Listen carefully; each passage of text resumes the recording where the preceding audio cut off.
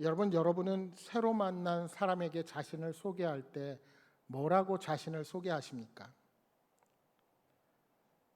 직장에 입사하기 위해서는 보통 이력서와 더불어서 자기소개서를 써서 보냅니다. 이력서는 어떤 회사냐에 따라 조금 다를 수 있지만 대체적으로 대동소이하게 자신의 학력과 자신의 경력 그리고 자신이 가지고 있는 자격증 등 그것이 무엇인지를 적게 되어 있습니다. 그러나 자기소개서는 좀 다릅니다. 자기소개서에 내가 무엇을 강조하느냐에 따라서 글 전체의 전개가 바뀌고 면접관이 나를 이해하는 정도가 달라지기 쉽습니다. 그래서 자신을 소개할 때 나의 특징, 나의 성격, 가치관을 이야기하게 되고 나에 대해서 다른 사람은 나를 어떻게 평가하는지를 이야기하기도 되지요. 만약 여러분이 어떠한 면접에 참여해서 내 자신을 소개한다면 여러분은 무엇을 강조해서 말하시겠습니까? 내가 어떤 사람이다. 즉 나의 정체성은 무엇이고 무엇을 위하여 사는 사람이냐를 말한다면 뭐라고 정의하고 뭐라고 여러분을 소개하시겠습니까? 로마서는 바울이 한 번도 만나본 적이 없는 로마의 성도들을 향해서 쓴 편지입니다. 바울은 한 번도 만나본 적이 없는 그들에게 복음이 무엇인지를 설명합니다. 바울은 가보지도 못한 로마 교회에 자신의 계획을 알리기 위한 목적으로 이 편지를 썼습니다. 이처럼 방문 준비의 성격을 지닌 편지이기에 로마 교회에 관한 내용이 많이 없습니다. 사실은 바울도 이 교회에 대해서 잘 아는 바가 없기 때문이기도 합니다. 그런데 여러분, 결과적으로 우리들의 입장에서 보면 사도 바울은 얼굴도 모르고 소문도 전혀 들어본 적이 없는 2000년 이상의 시간이 지난 후에 그리스도인들을 위해서 이 편지를 기록한 것이나 마찬가지입니다. 왜냐하면 우리들은 오늘날 이 로마서의 말씀을 통해서 복음이 무엇이며 그리스도의 신앙의 내용이 무엇인지를 다른 어느 성경보다 더 분명하게 더 깊이 알아가게 되기 때문입니다. 실제로 교회 역사를 살펴보면 로마서는 교회가 올바른 신앙에서 역길로 나아갈 때 그 길을 바로 찾을 수 있도록 결정적인 역할을 한 일이 여러 번 있었습니다. 기독교 역사상 가장 위대한 교부 중에 한 사람인 아우구스티누스도 이 로마서를 통해서 회개하게 되었고 기독교 신앙의 올바른 길을 열어 놓았습니다. 주 386년 여름 어느 날 밀란의 수사 교수로 있던 아우구스티누스는 그의 친구 알리피우스의 집 정원에 앉아서 마음의 평안과 참된 인생의 길을 찾지 못하고 울고 앉아 있었습니다. 사실 그는 그렇게도 신앙이 깊었던 어머니 모니카의 기도를 피하여 이곳에 와 있었던 것입니다. 그때 담장 너머에서 아이들이 놀며 떠드는 소리를 듣게 되었습니다. 그 아이들이 떠드는 말 가운데 집어들어서 읽어라, 집어들어서 읽어라 하는 말을 듣게 되었습니다. 그런데 그 말이 아우구스티누스에게는 하나님의 음성으로 들렸습니다. 그는 친구 서재로 찾아가서 서재에 있던 두루마리 성경책을 들었습니다. 그리고 눈에 들어오는 대로 그것을 읽기 시작했습니다. 그때 그의 눈에 들어온 말씀이 그 유명한 로마서 13장 13절 14절의 말씀입니다. 낮에와 같이 단정히 행하고 방탕하거나 술 취하지 말며 음란하거나 호색하지 말며 다투거나 시기하지 말고 오직 주 예수 그리스도로 옷 입고 정욕을 위하여 육신의 일을 도모하지 말라. 그는 이 말씀을 보자 지난날의 자신의 방종과 성적인 타락, 죄악된 생활이 생각나며 참회의 눈물이 흐르기 시작하였습니다. 아우구스티누스의 참회록에 따르면 그는 그때의 심정을 이렇게 기록하고 있습니다. 나는 그 이상 더 읽으려 하지 않았다. 더 읽을 필요도 없었다. 왜냐하면 이 글 끝에 이르자 즉시 내 마음에 부어진 그렇게도 맑고 밝은 하나님의 빛에 의해 모든 의심의 어둠이 사라져 버렸기 때문이었다. 바로 이렇게 회개한 아우구스티누스가 세계와 교회에 미친 영향은 실로 대단한 것이었습니다. 교회가 복음의 진리에서 벗어나 암흑의 길을 헤매던 중세 시대, 영적인 기아 상태에서 오직 믿음으로 사는 구원의 복음을 외쳤던 종교 개혁자 마르틴 루터도 바로 이 로마서를 통해 변화를 받게 되었습니다. 1515년 11월 마르틴 루터는 비텐베르그 대학 그 학교 안에서 로마서 강해를 시작했습니다. 그리고 그렇게 귀중한 복음의 진리인 믿음으로 말미암아 인간이 구원을 얻는다는 사실을 감격적으로 깨닫게 되었습니다. 그는 이렇게 고백했습니다. 나는 로마서 안에서 바울을 이해하려는 남다른 열렬한 욕망에 사로잡혔다. 밤낮으로 나는 이 말의 뜻을 묵상했다. 드디어 하나님께서 나에게 긍휼을 베푸셔서 하나님의 의란 믿음으로 말미암은 하나님의 선물임을 깨닫기 시작했다. 지금 나는 완전히 거듭나서 낙원에 들어간 것 같은 느낌을 가졌다.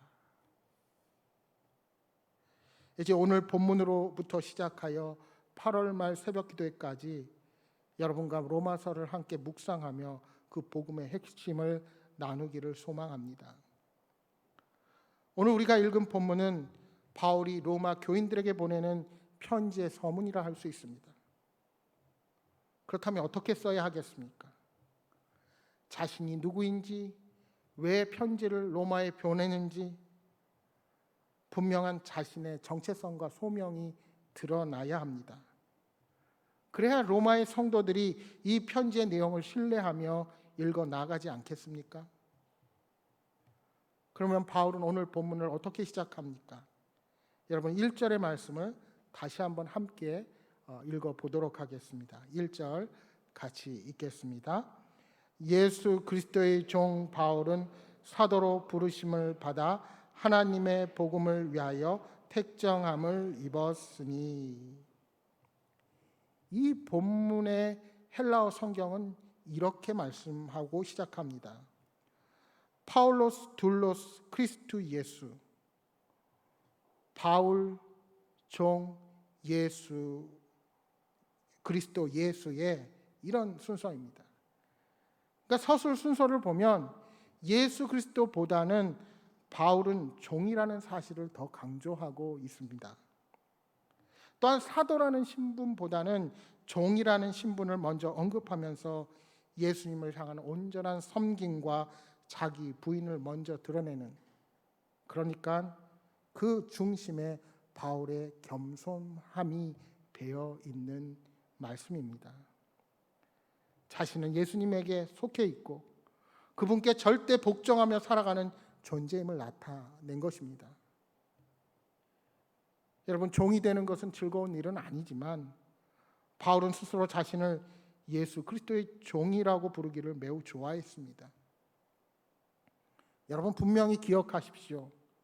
예수님이 우리의 죄와 죽음, 심판과 사탄의 종된 사슬에서 십자가의 죽으심을 통해 우리들을 해방시키시고 구원해 주셨을 때 우리를 또 다른 자신의 종으로 부려먹기 위해서 우리를 구원하신 것이 절대 아니라는 사실입니다. 노예 해방 전에 미국 남부에서 있었던 일입니다. 한 농장 주인이 노예를 몇 명 사서 집으로 끌어오고 있었습니다. 그런데 그 중에 한 노예가 아주 성질이 거칠어서 주인에게 반항했습니다. 죽일 테면 죽어봐라. 대들던 노예에게 화가 난 주인은 이 반항하는 노예를 향해 칼을 뽑아서 사정없이 목을 찔렀습니다. 노예는 죽었구나 생각하며 눈을 감았습니다. 그런데 눈을 떠보니 자신은 조금도 상처를 받지 않았습니다. 알고 보니 그 곁을 지나가던 백인 목사님이 엉겹결에 맨손으로 그 칼을 움켜 잡은 것입니다. 그래서 백인 목사의 손이 엉망이 되는 대신에 이 노예는 살아나게 된 것입니다. 그리고 그 백인 목사는 노예 주인에게 이 노예를 자기에게 팔 것을 부탁했습니다. 주인은 기꺼이 동의했고 이 노예는 목사에게 이끌려 집으로 갔습니다. 주인이 바뀌게 된 것입니다. 그런데 놀라운 사실은 주인만 바뀌게 된 것이 아닙니다. 목사님은 노예의 결박을 끌어주고 목욕을 시키고 자신의 옷을 입혀주어 함께 식탁에 앉게 하고 자신처럼 침대에서 잠을 자게 했습니다.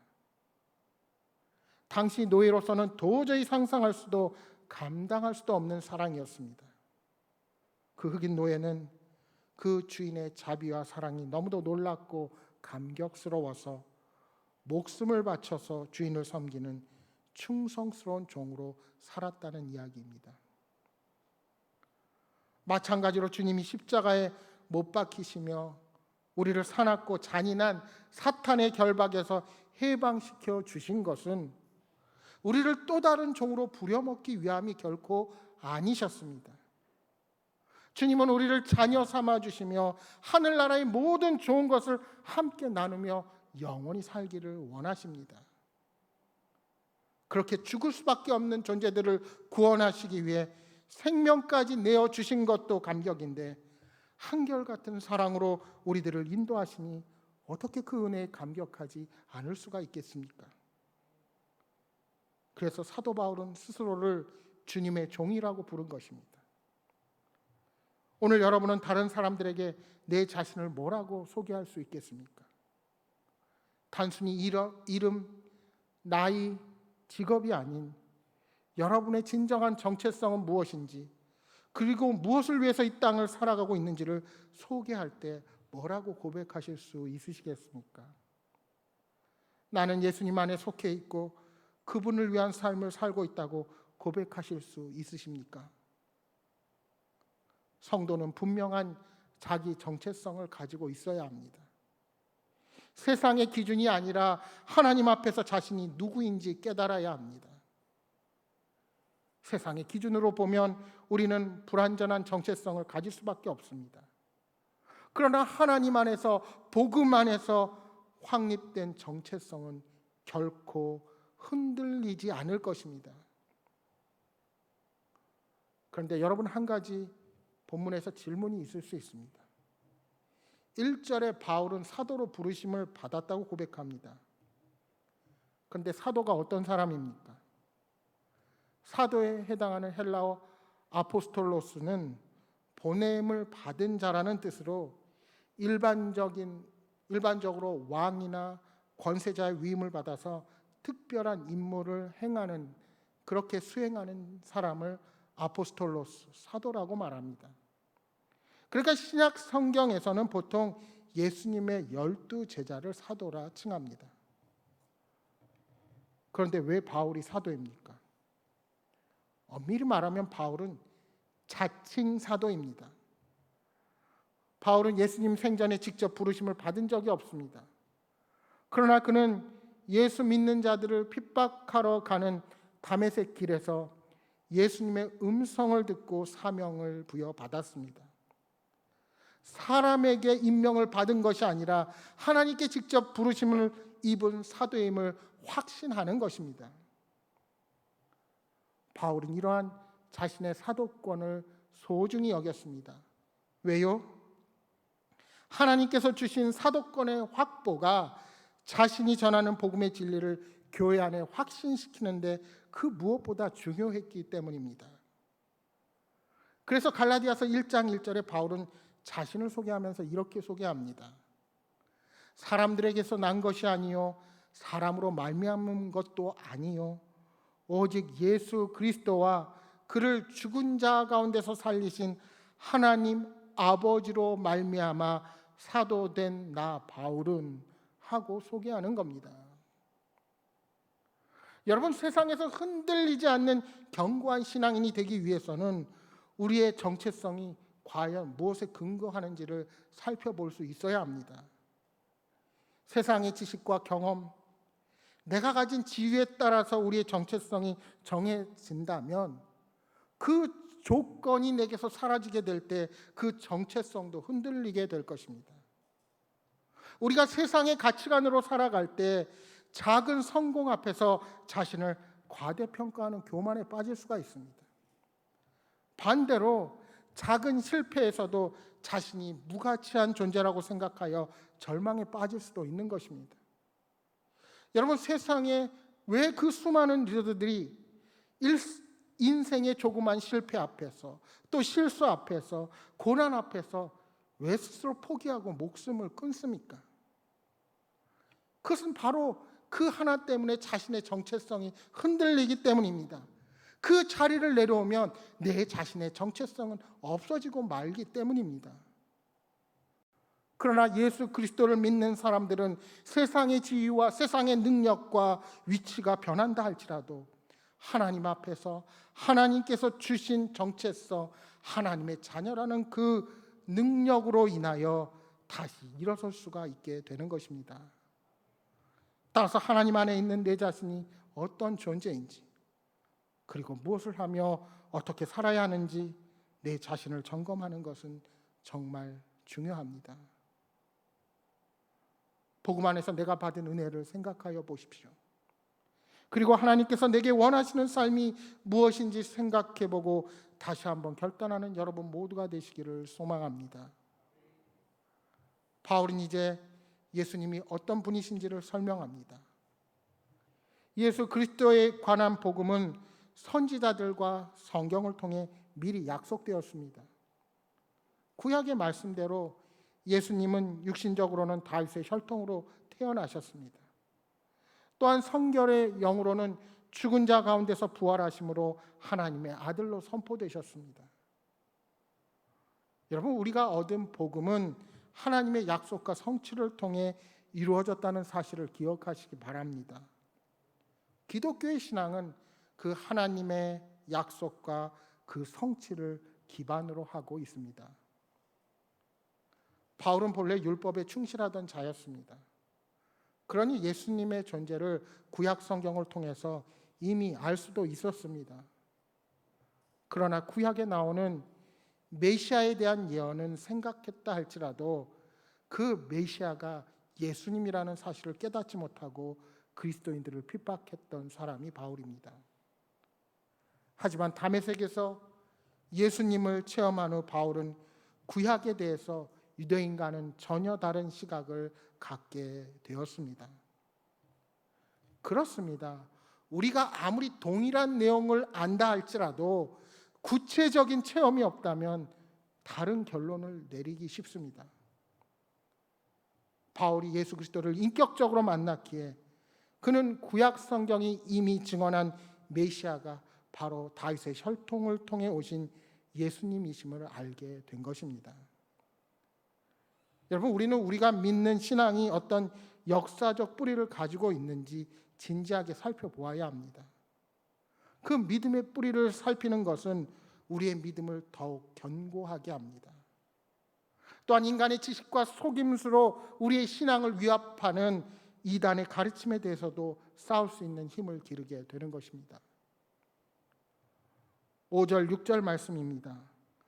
그로 말미암아 우리가 은혜와 사도의 직분을 받아 그의 이름을 위하여 모든 이방인 중에서 믿어 순종하게 하나니 너희도 그들 중에서 예수 그리스도의 것으로 부르심을 받은 자니라. 여러분, 그리스도 예수님이 아버지 하나님께 순종하신 것이 오늘날 우리들과 무슨 관계가 있습니까? 여러분, 우리들은 복음이라는 말, 구원이라는 말, 우리 귀에 너무 익숙하게 길들여져 있기에 그리스도께서 순종하셨다는 말, 그리스도께서 희생하셨다는 말을 중요하게 여기지 않고 귓가로 흘려버릴 때가 많습니다. 하지만 주 예수 그리스도께서 하나님의 뜻에 순종하지 않으시고 우리가 구원받지 못했다면 우리들은 아마 지금 처참하기 그지 없을 것입니다. 구약시대는 매일 제사를 드렸습니다. 그 제사는 인간이 어떤 막연한 위로를 받고자 드린 제사가 아니었습니다. 매일 드리는 희생 제사에는 다 까닭이 있었습니다. 그 구약의 제물들은 반드시 사람의 죄를 뒤집어 쓰고 희생되어야만 했습니다. 그런데 예수님께서 하나님께 순종하셔서 죄 없으신 주님께서 그를 믿는 사람들의 모든 죄를 뒤집어 쓰시고 죽으신 것입니다. 예수님은 다른 사람이 아닌 우리를 위해서 이 땅에 오시고 우리를 위해서 죽으시고 우리를 위해서 부활하셨습니다. 그러하기에 우리는 예수님의 것입니다. 아니, 나를 위해서 우리 주님은 이 땅에 오셨습니다. 나를 위해서 죽으셨고 나를 위해서 부활하셨습니다. 그러기에 나는 예수님의 것입니다. 오늘 6절에 너희도 그들 중에서 부르심을 받았다라는 말씀은 로마에 있는 그리스도를 모르는 이방인 가운데서 살다가 예수 그리스도의 것으로 내가 부름을 받은 성도가 되었다는 그런 말씀입니다. 하나님은 우리들도 하나님을 모르는 이 불신의 세상에서 우리들을 불러주시고 그리스도의 것으로 삼아주셨습니다. 그리고 성도라 칭해 주셨습니다. 누가 뭐라 하여도 저와 여러분은 하나님의 사랑을 받은 자들입니다. 우리는 대한민국 국민입니다. 동시에 하나님의 백성입니다. 대한민국의 주소를 두고 대한민국의 국적을 가지고 있지만 진정한 국적은 하나님의 나라에 두고 있습니다. 그래서 우리의 궁극적인 종착지는 하나님의 나라요, 하나님 나라의 시민권을 가지고 있습니다. 이 하나님 나라의 시민권 때문에 수많은 우리의 신앙의 선배들이 순교했고 고난을 당했습니다. 마귀와 싸우고 사탄의 하수인 세상 사람들과 싸우느라 처참한 생활을 감내했던 많은 신앙의 선배들도 계셨습니다. 그래도 절대로 하나님 나라의 시민권을 반납하지 않으시고 꼭 쥐고 있었습니다. 이 시민권은 이 세상의 국적을 초월합니다. 이 세상의 시간을 초월하고 공간을 초월합니다. 그러므로 우리의 미래는 영원한 것입니다. 우리의 이 땅에서의 삶은 유한하지만 우리는 죽어도 영원한 삶을 살게 될 것입니다. 왜요? 우리는 예수님의 것이요 하나님 나라의 백성이기 때문입니다. 오늘 저와 여러분이 어떻게 복음을 소유하게 되었습니까? 부모님을 통해서 어려서부터 복음을 받아들였던지, 아니면 소중한 친구, 소중한 사람들을 통해서, 또는 스스로 교회에 나오게 되었든지, 각자가 부르심을 받은 자리와 상황은 다 달랐지만 그 모든 것은 하나님의 은혜와 사랑으로 이루어진 것임을 우리가 결코 잊어서는 안 됩니다. 우리가 얻은 구원은 그렇게 값없이 주어졌습니다. 믿음으로 값없이 주어진 구원입니다. 그러나 하나님이 독생자 예수 그리스도의 피로 측량할 수 없는 값을 대신 지불하셨다는 사실을 우리는 기억해야만 합니다. 바울이 표현한 대로 이것은 하나님의 은혜와 사랑으로 이루어진 것입니다. 혹시 지금 여러분의 삶 속에 이러한 복음에 대한 감격이 사라졌다면 우리가 얻은 이 영생이 얼마나 소중한 것인지 다시 한번 깊이 묵상할 필요가 있습니다. 그래서 복음에 대한 감격을 회복하고 아직도 복음을 모르는 사람들에게 하나님의 놀라운 그 은혜와 사랑을 전해야 합니다. 사랑하는 여러분, 성도는 하나님의 은혜로 부르심을 받은 존재임을 감사하는 사람들입니다. 뿐만 아니라 자신과 함께 하나님의 자녀로 부름받은 형제 자매들을 축복하는 존재들이 되어야 합니다. 먼저 나를 이 구원의 자리로 불러주신 주님의 은혜에 감사하시기 바랍니다. 그리고 우리를 복음의 일꾼으로 삼아주신 하나님의 뜻에 따라 오늘 서 있는 자리가 어디든지 복음의 증인으로 이 복을 선포하며 예수 그리스도의 평강과 은혜를 전하는 복된 삶이 되시기를 주님의 이름으로 축복합니다. 기도하겠습니다.